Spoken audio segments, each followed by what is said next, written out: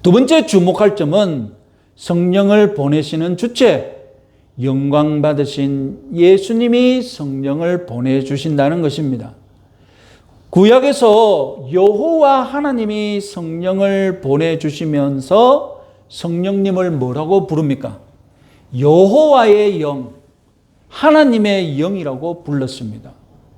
성경을 많이 읽으신 분들은 이 변화된 호칭을 눈치채고 계시죠? 그런데 예수님이 영광을 받으심으로써 이제 예수님도 성령님을 보낼 수 있게 되었습니다. 그래서 구약에서는 하나님의 영, 여호와의 영이라고 불렀던 성령님이 이제 신약에서는 뭐라고 불립니까? 신약에서는 예수의 영, 그리스도의 영이라고 이름을 부르게 된 것입니다. 자, 이렇게 구약과 신약 사이의 변화의 결과 예수님은 너희들에게 유익하다 이렇게 평가하셨던 것입니다. 제자들 너희들에게 유익하다.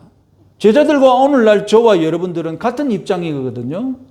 제자들이나 우리들 생각에 예수님과 육체적으로 동행동거하는 것이 더 유익한 것 같은데 예수님 생각에는 오히려 예수님이 떠나가고 예수님의 영이신 성령이 제자들에게 임하는 것이 더 유익하다고 말씀하시는 것입니다.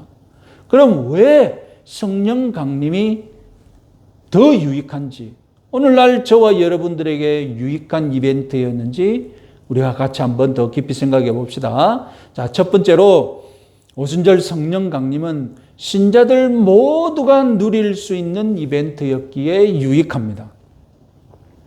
구약과 신약의 차이점을 말씀드렸다시피 구약에서는 여호와 하나님께서 여호와의 영을 왕이나 선지자같이 특별한 임무를 맡은 소수에게만 주셨습니다.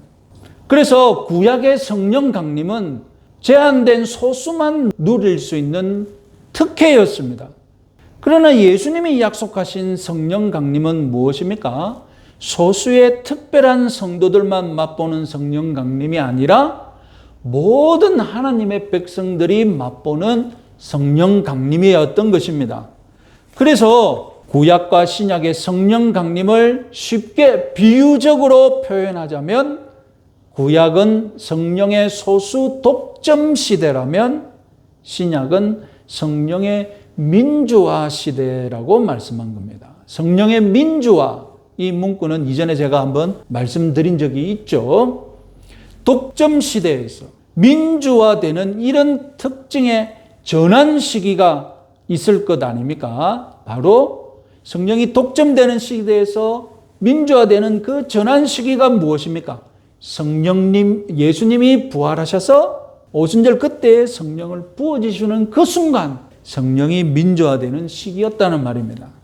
자, 요한복음 16장 7절의 말씀처럼 내가, 즉 예수님이 떠나가는 것이 너희에게, 제자와 신약시대의 모든 성도들에게 유익하다. 이 말씀을 믿으시기 바랍니다. 구약 같았으면 왕이나 선지자가 되어야 성령을 받을 수 있었습니다. 구약 같았으면 여기에 성령 받을 만한 사람 아무도 없었습니다. 그런데 단지 예수님을 믿는다는 이유로 이제 여기에 모든 사람이 성령 하나님을 받게 되었다는 말입니다. 그러니 유익할 수밖에 없죠. 그런데 제자들이나 오늘날 우리들 생각에 여전히 예수님 대신 성령님이 내주하는 것보다 예수님이 육체적으로 이 지상에 직접 우리와 거하시는 것이 더 유익할 것이다 라고 생각하는 분이 있을 겁니다. 자, 그러면 어떤 조건이 더 유익한지 간단히 비교해 봅시다. 2000년 전 예수님이 육신을 가지시고 12제자와 함께 동행동거하셨죠. 그때 예수님은 가나안에 계실 수밖에 없었어요. 예수님의 임재를 누리는 사람은 몇 명이었습니까? 제자들 12명 뿐이었어요. 그러면 한국에 있는 성도들, 아니 로마에 있는 성도들, 아니 갈릴리 밖에 있는 예루살렘에 있는 하나님의 백성들은 예수님의 임재를 누리지 못합니다. 육체적으로 동행동거하는 그 순간 그 사람만 예수님과 동행동거를 누릴 뿐입니다. 그러나 장소를 초월하여서, 시대를 초월하여서 모든 신자들이 예수님과 동행동감을 누릴 수 있는 방법은 무엇뿐입니까? 예수님의 영이 영적으로 우리 속에 거하는 방법입니다. 그러면 장소와 시간을 초월하여서 예수님의 임재를 모두가 누릴 수 있게 되는 것입니다. 그래서 성령 강림은 이 세상 모든 성도들에게 유익한 일이 되는 것입니다. 성령님이 우리에게 유익한 두 번째 이유는 성령님은 우리 속에 영원히 내주하시기 때문입니다. 자, 요한복음 안에 있는 또 다른 성령 구절, 요한복음 14장 16절 17절 말씀 같이 한번 읽어보겠습니다. 아버지께 구하겠으니 그가 또 다른 보혜사를 너희에게 주사 영원토록 너희와 함께 있게 하리니 세상은 능히 그를 받지 못하나 너희는 그를 아나니 그는 너희와 함께 거하심이요 또 너희 속에 계시겠습니다. 영원하다는 말은 잠시 있다가 떠나가지 않는다는 뜻이지 않습니까? 무슨 일이 있도록 같이 있는다는 뜻입니다. 내가 세련되고 아름다울 때만 성령님이 같이 있다가 내가 더럽고 추악하면 떠나가 버리는 그런 내주하심이 아니라는 말입니다.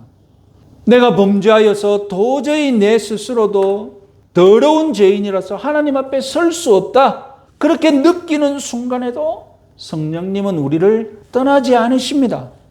나를 회복시킬 최후의 보루가 성령님이시기 때문입니다. 성령님은 나의 더러움을 참고 인내하시면서 나를 회복시키기 위해 떠나지 않는 줄을 믿으시기 바랍니다. 내가 바닥까지 떨어졌습니까? 성령님은 더 떨어질 줄 알고 지하실에서 나와 함께 계실 줄 믿으시기 바랍니다.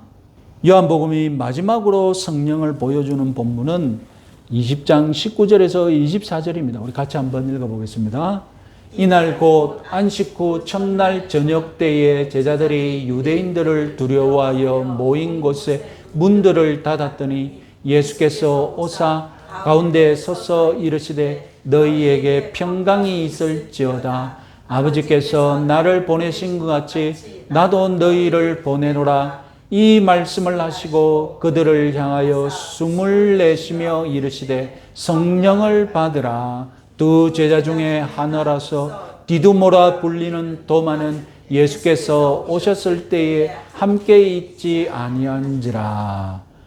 공간복음서를 읽으면 앞에 예수님이 부활 후 제자들이 숨어 있던 것을 방문한 것 역시 있고, 그리고 그 후에 도마의 이야기도 읽을 수 있는데 요한복음만 알려주고 있는 사실이 무엇이냐? 이 두 사건 사이에 예수님이 제자들에게 숨을 내쉬면서 성령을 받으라 한 것은 요한만 기록하고 있다는 것입니다. 이 이벤트는 요한복음의 오순절이라고 불립니다. 이 이벤트는 오순절 성령 강림의 맛보기입니다. 요즘 말로는 프리뷰입니다. 여러분 요즘 영화 소개하는 프로그램 많죠? 거기에 보면 개봉 전에 영화를 홍보하기 위해 짧게 보여주는 맛보기 편이 있죠. 그게 프리뷰거든요. 쉽게 말해서 맛보기죠. 오순절 성령 강림의 맛보기로 부활하신 예수님은 성령을 받으라고 숨을 내쉬는 이벤트를 하신 것입니다. 그리고 맛보기를 보여주시니 본편은 어디입니까? 오순절 성령 강림이었던 겁니다.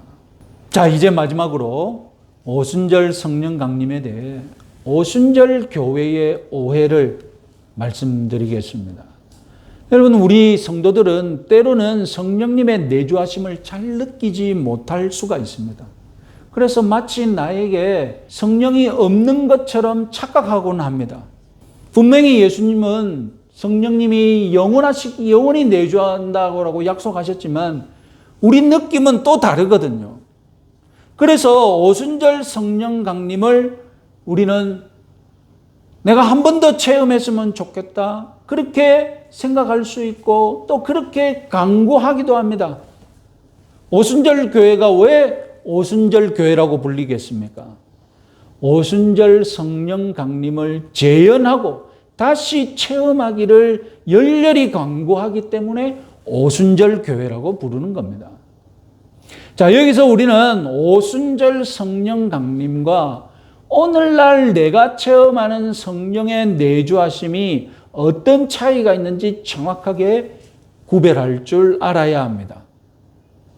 자, 성령을 하나님의 숨에 비유할 수 있습니다. 문자적으로 하나님의 숨과 영은 같기 때문에 하나님이 숨을 내쉰다. 이것은 곧 뭐와 같다고요? 하나님이 성령을 보낸다는 것과 같은, 문자적으로는 같은 뜻입니다. 그래서 우리가 성령을 산소에 비유해 봅시다.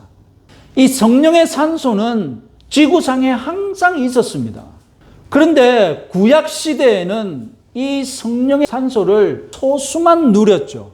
하나님께서 이 성령의 산소를 모든 신자들에게 다 주기로 약속하셨고, 이 성령의 산소를 모든 신자들이 만끽할 수 있도록 이벤트를 벌였는데, 그 이벤트가 무엇입니까? 오순절 성령 강림이죠. 그래서 오순절 성령 강림은 성령의 산소가 이 지상에 충만하게 모든 성도들에게 다 퍼져나가고 모든 성도들이 성령의 산소를 가슴 깊이 만끽할 수 있는 이벤트였습니다. 자, 그러면 오순절 이후의 성령 체험은 어떻게 되느냐? 아까 말씀드렸듯이 우리가 나한테 성령이 안 계신가 봐, 이렇게 체험 느낌이 있을 수 있다고 했지 않습니까? 우리가 성령을 기도 생활도 안 하고 신앙생활을 게을리하다 보면 마치 내가 성령이 없는 사람처럼 느낌이 있을 수 있잖아요. 그 느낌을 가진 사람이 어떻게 성령과 관계를 회복하느냐? 우리 장로교는 어떻게 가르칩니까? 산소는 이미 충분하니 무엇이 잘못된 겁니까? 내가 숨쉬지 못하는 거예요. 원인이 어디에 있는 겁니까? 내가 병난 거지 산소가 부족한 것이 아니라는 겁니다. 산소는 언제부터 이미 충분했습니까? 오순절 성령 강림 때부터 산소는 이 지구상에 충만하게 임해 있습니다. 모든 성도들이 이 산소를 누릴 수 있어요. 그러니 나한테 문제가 있으니 나에게 잘못된 것이 없나 고치고 회개하고 각성하면 다시 성령의 산소를 누릴 수 있다는 겁니다. 그럼 오순절 교회는 어떻게 생각하느냐? 오순절 교회는 성도가 성령 체험이 빈약하면 문제를 어디서 찾는 겁니까? 산소가 부족하다고 생각하는 겁니다. 산소가 부족하니 부족한 산소가 더 강림해야 한다고 생각하는 거예요. 그래서 그들이 구하는 것이 무엇입니까? 오순절 성령 강림이 다시 재현되는 거예요. 다시 일어나기를 기도하는 거예요. 여러분, 예수님이 내 안에 안 계신 것 같습니까? 그러면 예수님이 문제입니까? 내가 문제입니까? 내가 문제잖아요. 예수님은 나를 위해 십자가에서 죽으시고 부활하신 것, 이것은 다시 있을 필요가 없어요. 그렇잖아요. 다시 있을 필요가 없습니다. 왜냐하면 그것은 한 번 나를 위해 이미 행한 일이기 때문에 다시 할 이유가 없는 거예요.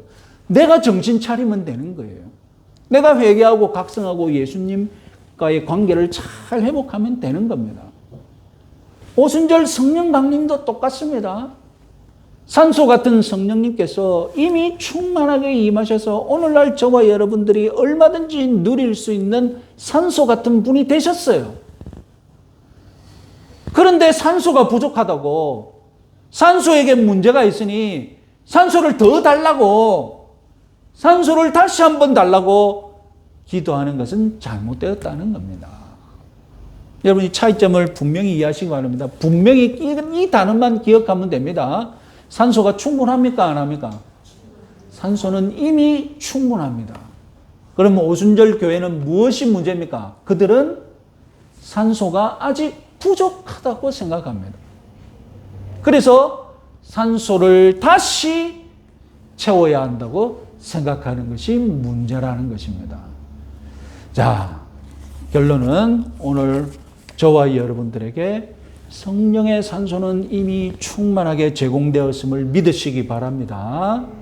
이제 내가 숨을 깊이 마시고 성령을 깊이 내 마음속에 모시고 그리고 이 깊은 성령의 교제를 유지하고 승리를 누리시면 됩니다. 이번 한 주간도 성령의 충만함을 누리시는 저와 여러분들 되시기 바랍니다.